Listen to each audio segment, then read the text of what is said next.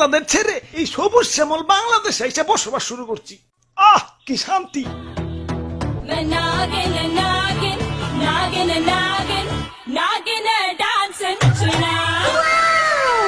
আহ তোমার নাচে সন্তুষ্ট হইয়া তোমারে আমার 101তম বিবি বানাইলাম।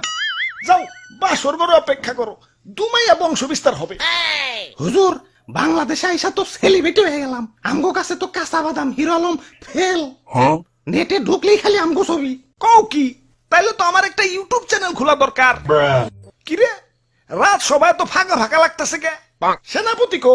ও R15 কিনতে গেছে, লগে একটা গোপ্রো ক্যামেরাও। ও ব্লগিং শুরু করবো। আর মন্ত্রী কো?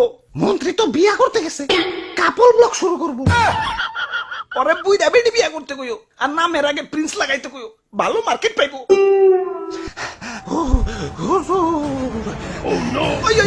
কি হচ্ছে? মাথায় পানি ডালো, পানি ডালো। পানি লাগবো না হুজুর, আমার রাসেল ভাই পাওয়ার এক ফুটে আমার রাসেল বইন পার এক বাড়িতে একে একে আমার রাসেল কাকু পার, মামু পার, জ্যাঠা পার, ফুফু পার, খালু পার, সব আমার চোখের সামনে খুন হয়ে গেল।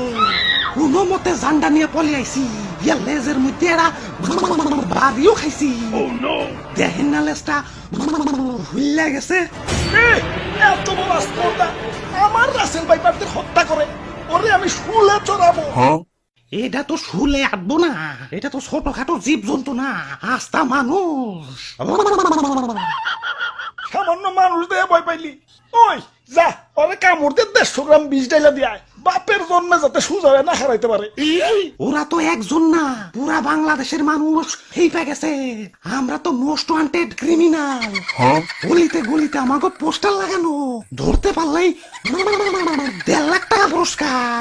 হাই হাই, ও কি এতক্ষণ?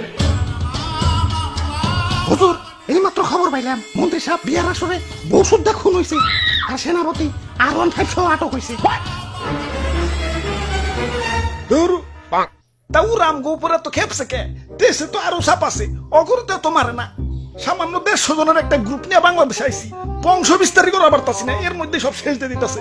না এভাবে চলতে থাকলে তো বংশ নির্বংশ হয়ে যাবো। হুজুর ফেসবুকে ভাইরাল হওয়ার পর থেকে আমাকে মৃত্যুর হারারও বাইরে গেছে। বাংলাদেশের 1.5 বছরের বাচ্চাও এখন আমাকে চিনে, মানুষের সামনে পড়লেই খেল খতম। কি এলাকায় নতুন নাকি? আসো পরিচিত হই, আমি ধরা সাপ। মানুষ আমার তেমন কিছু কয় না, খুব নিশ্চিন্তে জীবন কাটাইতাছি। যাই খিদা লাগছে, একটা ব্যাং ধরি গে। কিরে ও কি কয়ে গেল? হুজুর ধরা সাপরে কেউ মারতে চায় না, ও বলা প্রাণী তো মাফ করে দেয়। ওই বুদ্ধি একটা পাইছি, বাইসা থাকতে হইলে ধরা সাপ হইতে হইব।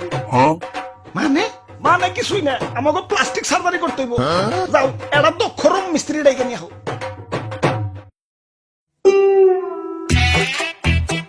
ভাই রে ভাই, আর ওর ভাই এত টিয়া কই পাইলেন?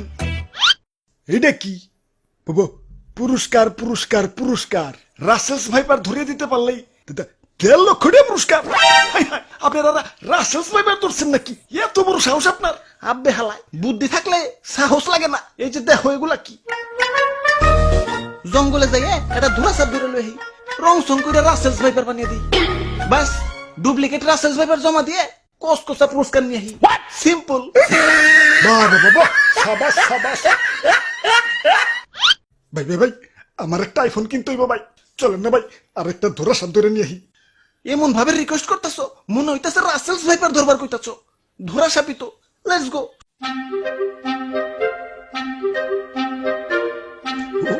ওই যে ভাই, ওই যে এটা ধরা সাপ।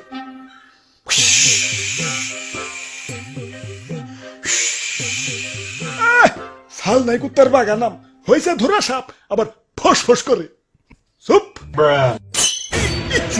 ভাই, কেমন না দিল আমার বাড়িতে ভাই, ছোট ছোট দুটা বাচ্চা ভাই। আরে ধরা সাপের কামড়ে কিছু হয় না। হাসানি? হ হাসা। তাহলে ভাই আপনি একটা কামড় খান। এই যে নাও, খাইলাম। ঠিক আছে ভাই, এবার রং করেন। হ আগে ভালো করে মুছ ছালাও, ময়লা টয়লা থাকতে পারে, ভালো করে ঘষো। বিসমিল্লাহ। আরে ভাই ভিতরে দিয়ে অন্য কালার। বাইসা থাকতে হইলে আমাকে প্লাস্টিক সার্জারি করতে হইব। যাও এটা দক্ষ রং মিস্ত্রি ডাইকে নিয়ে হোক। ওরে বাপুরে সাইড দেখি দি খালি রাসেলস ভাইবা আমি বুঝা মানুষ আর বুঝা মানুষ শিশু সমতুল্য এই শিশু বয়স আমি মরতে চাই না আমারে সাইরা দেও ওই তোমার ভয় নাই শুনছি এই বুড়া বয়স নাকি তুমি ভালো রং তামাশা করতে পারো এখন আমগো একটু রং করে ধুরা সাপ বানিয়ে দাও